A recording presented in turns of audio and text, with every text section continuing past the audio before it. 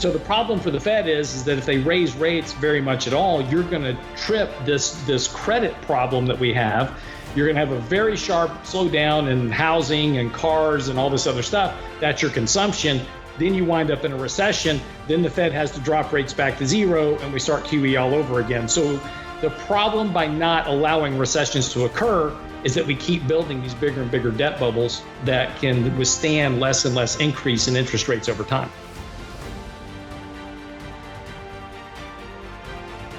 Here at Liberty in Finance, we're licensed brokers with Miles Franklin. We are standing by the inventory, ready to make sure you get what you need, even into the wee hours of night and on weekends, because preparedness doesn't stop.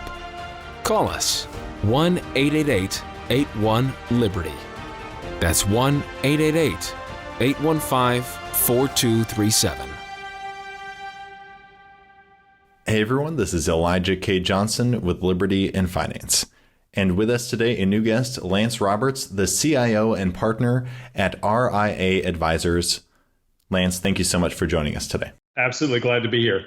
All right. Now, you've been forecasting a financial crisis for a little while here. We're seeing an inversion of the yield curve, which is sometimes a sign of recession, but it's more complicated than that. So can you kind of break down for our viewers what this inversion of the yield curve means and kind of the signs we should look out for that we may be heading into a recession sometime soon? Sure. So first of all, let me be clear. I'm not forecasting a recession. What I'm talking about is that we have the ingredients potentially for a recession. And there's a lot of things that are going on in the markets. And, one thing that, when we're managing money for our clients and we talk about, risk management, those type of things, what happens with a lot of people is they tend to choose a camp, right? I'm either bullish or I'm bearish. And if I'm bearish, the world's about to end. If I'm bullish, nothing else matters.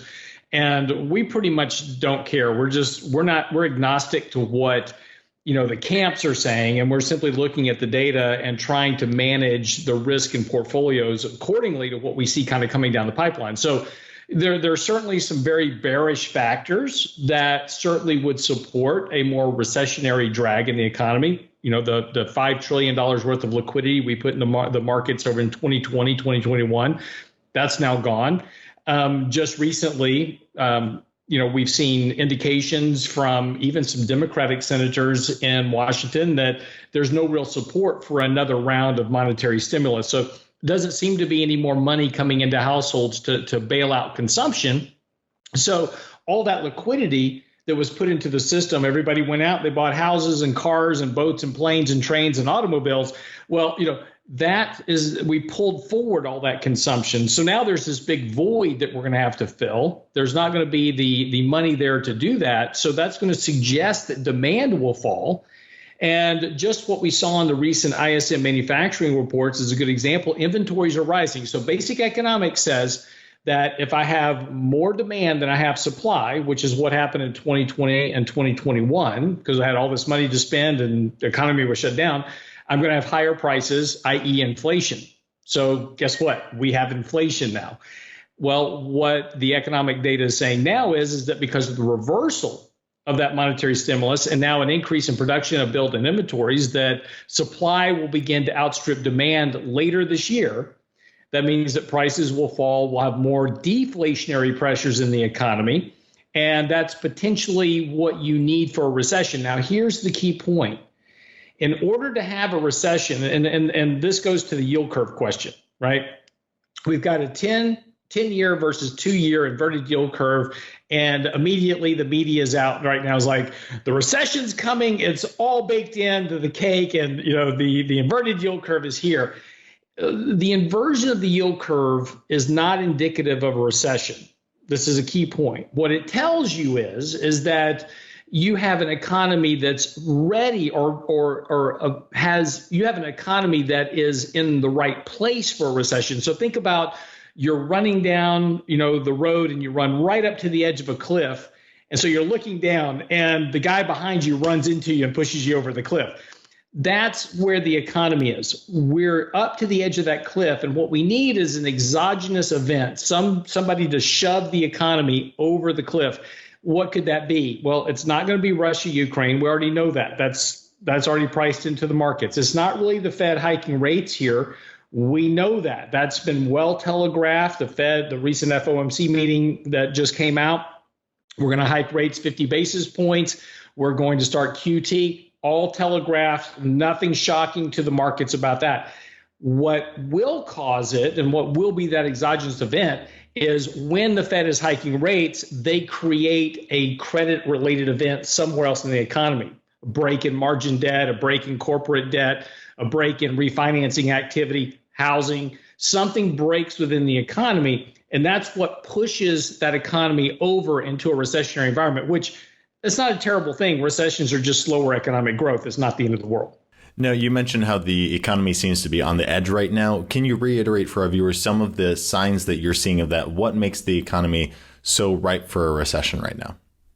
Well, so again, I want to really make this point because we've gotten into this attitude, and this is not just individuals, households. This is the government now that we're talking about, is that recessions are a bad thing, right? We can't have recessions. They're terrible.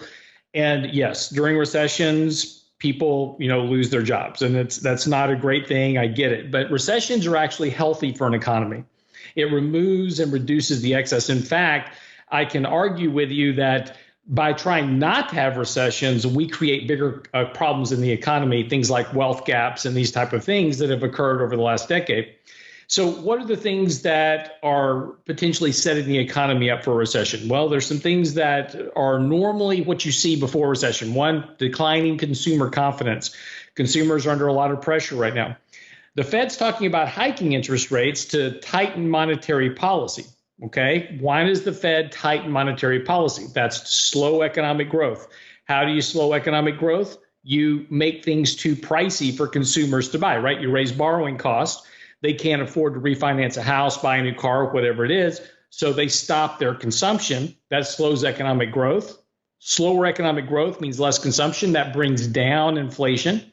And the problem for the Fed is that by doing that, you're going to slow the economy. Well, at the same time that the Fed is trying to slow the economy is already slowing, right? We're already seeing slower rates of economic growth and higher inflation at the gas pump, higher food prices, all those type of things that are going on right now is tightening monetary policy already.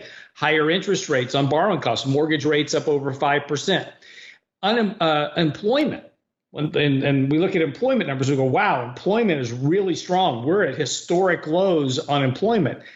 Guess what? That's also a pre-recessionary indicator. Now you're going to go, well, how can that be, right? Strong employment. How can that be pre-recessionary?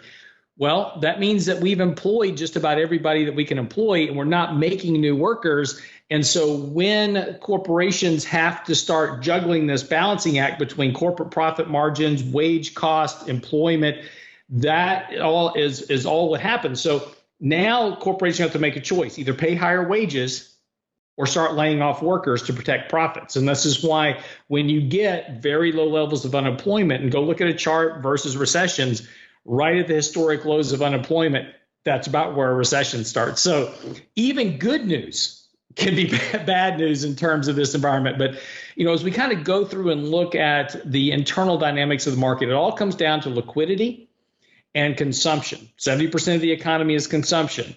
What's happening with consumption? It's slowing because of higher prices, wages not keeping up with inflation, and liquidity being reversed out of the market. That's really the key drivers. When it comes to investing, if we are going to see a recession in the future, how does that change what people should be looking at right now? The market's going to cycle through a couple of different phases between now and then. And if you pay attention to what the market's telling you, it's going to tell you when the recession is coming. So first of all, right now, values have been outperforming. Commodity stocks have been doing great because of high inflation. The problem with inflation is that high prices are a cure for high prices. So what's happening now, and we'll see this more, is that high prices are going to start to come down because of lack of consumption, less demand. And that's going to lead to a change in dynamics when the market begins to see disinflation. So in other words, lower rates of inflation. And let me say one thing about inflation real quick. When we're talking about inflation, an important concept to understand is that gas prices today can be $5 a gallon where you live. Gas prices can be $5 a gallon in a year. Okay, so it's still expensive gasoline, no doubt about that. But the inflation rate is now zero. Now, your prices didn't get any cheaper, but inflation is now zero because prices didn't change on a year basis. And that's how we measure inflation. We measure it on a year-over-year rate of change. So one important concept to have here is that we're going to have lower rates of inflation even if everything remains status quo where it is right now, just because of prices have an inability to continue to rise at the pace they were rising last year because of all that liquidity. That liquidity is now gone. So prices are going to come down as supply rises. So now as we're talking about the phases of inflation, right now we have inflation because prices are going up, right? Higher oil prices, higher gas prices, et cetera. Now the next phase will be disinflation. This is where we still have inflation, just slower rates of growth of inflation. So it's disinflating. And that's going to shift the dynamic of the markets from an investor standpoint, from value stocks, commodity stocks, to companies that can begin to grow earnings in a slower inflationary environment. So this is where you're going to start to see that shift back towards defensives in terms of staples, very steady earnings growers, and also in technology stocks because they have a potential to grow, or they have the ability to grow earnings even in a slower environment. Then the next phase that you're going to get into will be the deflationary phase, and that'll be the recession. This is where you'll see the yield curve uninvert, and this will be your big signal. When you see the yield curve go from inversion to uninversion, that's your signal you've now entered into the recession whenever that occurs. Now, the National Bureau of Economic Research won't date that recession for another 6 to 12 months. But when they do date it, you'll go back and look. It's like, yep, right where that uninverted, that's where they just announced the recession started. That's where you'll want to shift from more equity exposure into fixed income and areas of the economy that are much more shielded from growth and they decline in earnings. So fixed income will tend to outperform equities during that recessionary environment. So just pay attention to where the shift in inflation is occurring, because that'll tell you where to shift your exposure in your portfolio. Now, when it comes to inflation, you're saying that we're going to see a decreasing rate of inflation. Now, as you mentioned, prices at this moment won't come down because inflation is a percentage measured based on how much prices rise. But we're going to see a decrease in that rate. Now, a lot of people that I talk to are actually thinking that inflation will stay high, but you're saying because inflation is kind of the cure for inflation, because companies will realize that they can't raise prices anymore and they won't raise prices as much. Is that what you're saying? Is it's kind of like a free market type correction here? Well, so two things. And again, we need to go back to understanding the differential between reported inflation and real inflation. Again, you're paying the same rate. You're going to see prices stay high. Okay, that's probably a given for a while. The rate of inflation will slow down because of the annual comparisons. Now, over the last few months, when we look at CPI as an example, we've been comparing to negative inflation in 2021. Now starting in April and May and June and July, we're now going to start, as we get further into this year, the rate of comparison is going to be a lot higher. So when we get into October, November of this year, we're going to be comparing to October, November of last year, where we were talking about 5% rates of inflation. So all of a sudden, that measure of inflation is going to come down. It doesn't mean that your prices changed at all, right? You're still paying the same amount for gas and food and everything else. So yes, the prices of what you're spending money on could remain the same, but here's the problem. There is a limit to how much that corporations can pass higher prices, their input cost, on to consumers. At some point, consumers are going to start to pull back just as a natural function of not having enough money to spend. We've already seen the shift as liquidity has been coming out of the system. They're not willing to give up their standard of living right now. They're shifting into credit card debt. But now with interest rates going up, that's going to cause that credit card debt to become much less attractive. And as they start to max out credit cards, they're going to eventually wind up to the point that they can't spend as much money. So consumption will contract. So as we get later into this year and as the economy begins to slow, we're going to see this contraction in personal consumption expenditures. If you take a look at DPI, disposable personal incomes as an example, that's already negative.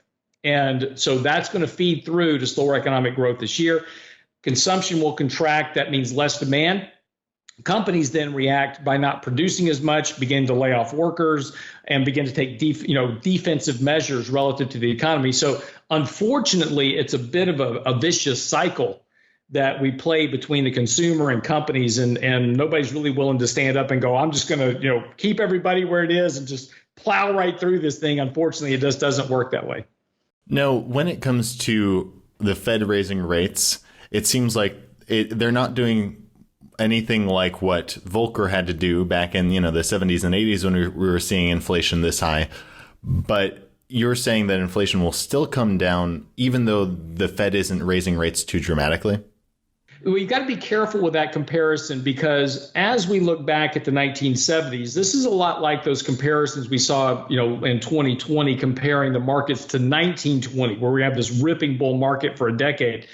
Very different economic and market environments that exist today versus the 1970s versus the 1920s. But let's specifically talk about the 1970s, since we're talking about Paul Volcker. In the 1970s, and I'm looking at you right now, and I appreciate you very much, but you weren't alive back in the 70s like me.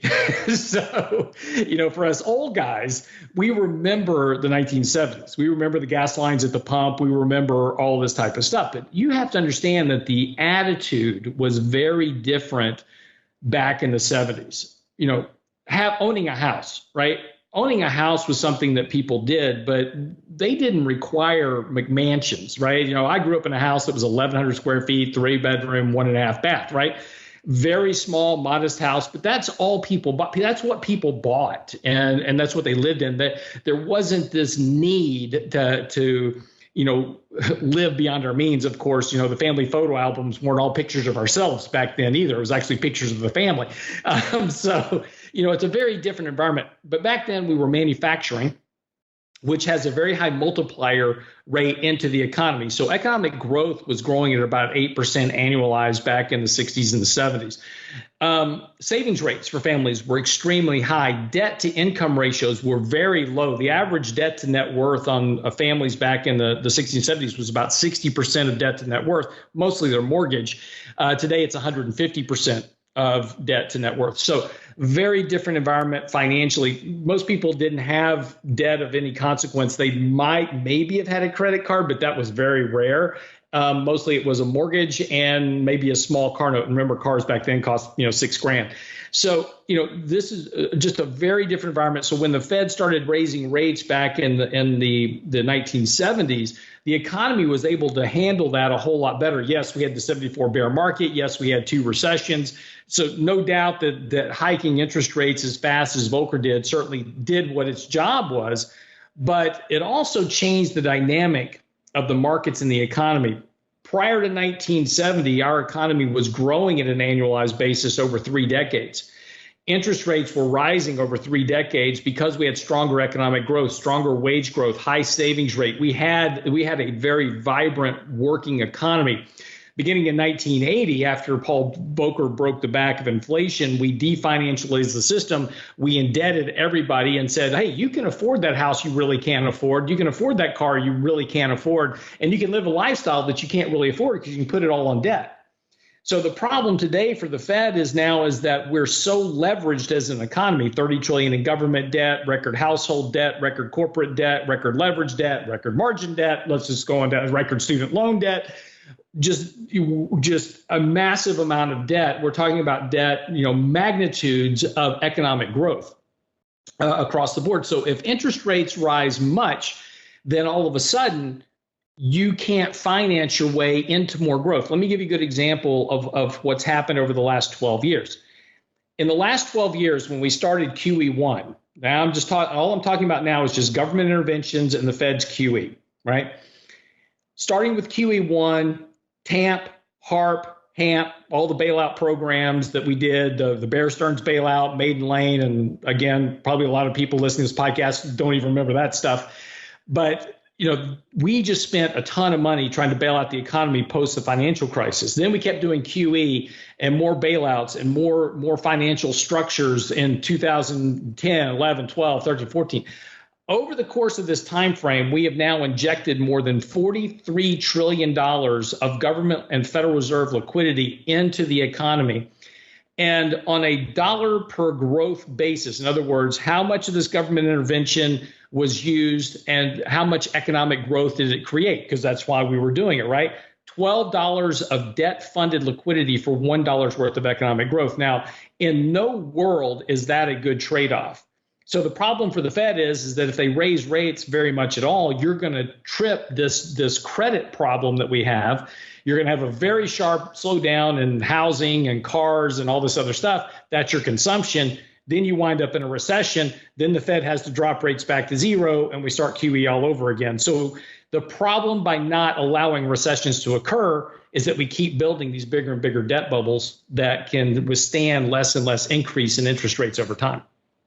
And how is that debt problem then resolved? Because a lot of people point that out, how really since 2008, we've been in an unprecedented environment where the Fed just keeps injecting money into the system that, as you mentioned, doesn't have too much of an effect on the economy. Right. Well, but you're seeing the results of it, right? There is an effect on the economy.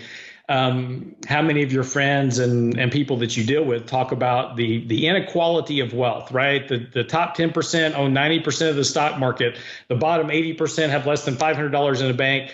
I just wrote an article recently for Epoch Times, and it's talking about after three of the biggest bull markets in history, why is it that 80% of Americans have less than $500 in the bank, or they can't fund 1 year's worth of retirement? That's the problem, is that by not allowing, we hear every year, right, about the terrible wildfires that occur in California. And, it's always a problem in California. Every year we have these terrible wildfires, and they're terrible, no doubt about that. But part of that problem has been lack of forest management over the last decade in California, not cleaning out, not going in and reducing the tinder that naturally occurs in the bottom of the forest, not cleaning out, not putting in fire breaks, not doing all those type of things.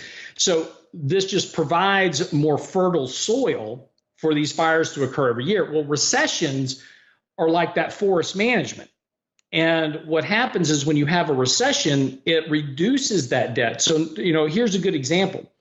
Back in 2008, we had a crisis because prior to 2008, the powers that be kind of kowtowed to Wall Street and said, sure, you want to give everybody a mortgage, whether they can afford it or not? Great, give them one. Right. Nothing can go wrong with giving people a mortgage they can't afford. And of course, we had the financial crisis, right? So Ben Bernanke in 2007, subprime's contained. 2008, subprime's not contained. And so we had this big problem. Well, what we should have allowed to happen. This what I'm about to say sounds absolutely terrible. And you're going to be thinking here for a second, how could he say something like that? That's horrible. But just follow me through for a second. If we would allow people to default on their houses and get foreclosed on, instead of bailing them out. So when we provided HAMP and HARP for people that, say, lived in Detroit, just as an example, they were forced to stay in their house that they couldn't afford. So, yes, they did get their modification. We allowed them to keep their house. But there were no jobs in Detroit. The auto plant was shut down. GM was filing for bankruptcy. All this stuff was going on.